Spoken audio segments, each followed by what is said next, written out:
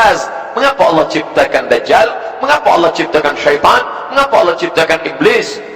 Saya buat pertanyaan kepada siswa, pelajar-pelajar, penuntut ilmu. Siapakah Raja Saudi Arabia? A. Sulaiman, B. Salman, C. Ahmad, D. Muhammad. Maka pelajar akan menjawab satu di antara empat. Dia kena pilih.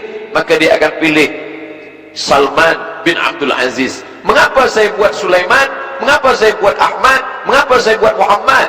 Sebab saya nak uji pelajar saya. Boleh tak ia membezakan mana yang raja sebenar, mana yang bukan, mana yang memimpin Saudi Arabia, mana yang bukan.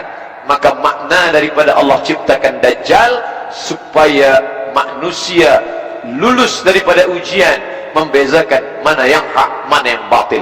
Maka datang syaitan, la atiyannahum min baini aydihim, aku akan datang dari hadapan, wa min khalfihim, dari belakang, wa an aymanihim, dari kanan, wa an syama'ilihim, dari kiri, fala tajidu aktsarahum syakirin. Dia datang, dia goda manusia, tapi manusia juga diberikan kekuatan. Wa nafsi wa ma sawwaha, demi jiwa dan penciptaannya, fa alhamaha fujuraha, Allah berikan jalan fujur, jalan tak baik, jalan batil.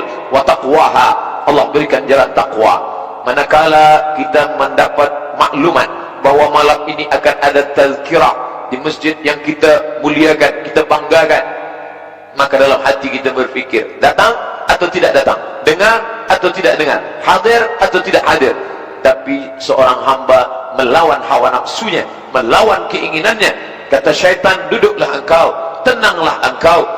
Tapi malaikat berbisik, datanglah engkau. Bila engkau hadir di majlis ilmu, majtama'a qaumun fi baitin min buyutillah, sekelompok hamba berkumpul di rumah Allah, yatsluna kitab Allah, membaca ayat-ayat Allah, wa yatadarasunahu fima bainahum, mengkaji isinya. Duduk berkumpul di rumah Allah, membaca ayat-ayat Allah, mengkaji isinya. Tiga yang dilakukan manusia, empat balasan Allah Subhanahu wa taala. Nazalat alaihimus sakinah, turun ketenangan ke dalam hati. Haffat bihimul malaikah, mereka dikelilingi oleh para malaikat. Wa ghasyat bihimur rahmah, mereka diliputi rahmat Allah. Wa dzakarahumullahu fi man 'indah, maka Allah banggakan mereka kepada para malaikat. Hai malaikat, dulu manakala aku ciptakan mereka, inni ja'ilun fil ardi khalifah, aku ciptakan manusia menjadi khalifah, kalian semuanya marah, kalian bertanya, ataj'alu fiha may yufsidu fiha wa yasfiku dima, mengapa engkau ciptakan mereka ya Allah? Mereka hanya akan berkelahi, mereka hanya akan berperang, mereka hanya akan menumpahkan darah. Tapi saksikanlah wahai para malaikat, malam ini di tengah kesibukan mereka, di tengah letih penat mereka mencari nafkah, tapi masih sempat meluangkan masa berkumpul di rumahku, berzikir mengingatku, mengkaji ayat-ayatku, mendengarkan tazkirah hambaku. Mudah-mudahan kita termasuk yang dibanggakan Allah Ta'ala kepada para malaikat. Amin ya Rabbal Alamin.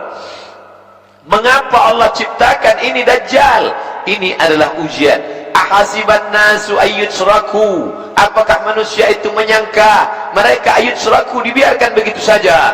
Ayyaqulu amanna, mereka berkata kami beriman. Wa hum la yuftanun, padahal mereka belum diuji. Fatana, ujian. Bila kita menemukan batu, kayu hitam, kita tak tahu apakah ini sampah atau ini emas. Kalau emas, maka dia mesti fatana, diuji. Menguji emas, dibakar dia dengan api. Manakala kita bakar dengan api yang amat sangat panas, meleleh, hilang hitamnya, tampak cahayanya, berarti dia emas. Sedangkan manusia diuji dengan kematian anak, maka saat itu dia bersabar. Diuji dia dengan harta, maka dia bersabar. Diuji dia dengan kehilangan, maka dia tetap bersabar. Tapi manakala diuji dia dengan Dajjal, saat itu dia tidak termasuk orang-orang yang lulus ujian Allah Subhanahu wa ta'ala. Apakah Ustaz Abdul Somad yang memberi tazkirah tentang Dajjal itu lulus daripada najah, berhasil daripada Dajjal? Belum tentu lagi. Kita tetap berdoa kepada Allah, kita tak angkuh dan sombong dan berkata, mana Dajjal itu? Aku lulus daripada ujian Dajjal. La yadkhulul jannah, tak masuk surga, man kana fi qalbihi, sesiapa sahaja yang dalam hatinya mithqala habatin min khardalin min kibrin, ada sombong sebesar biji sawi, angkuh, semua kerana pertolongan Allah. Andai anak kita yang lucu dan cantik dipuji oleh orang, oh comelnya anak ni, kita berkata Alhamdulillah. Ucapan Alhamdulillah mengembalikan nikmat ini kepada Allah, menyelamatkan kita daripada hasad, menyelamatkan kita daripada takbur, menyelamatkan daripada penyakit ain.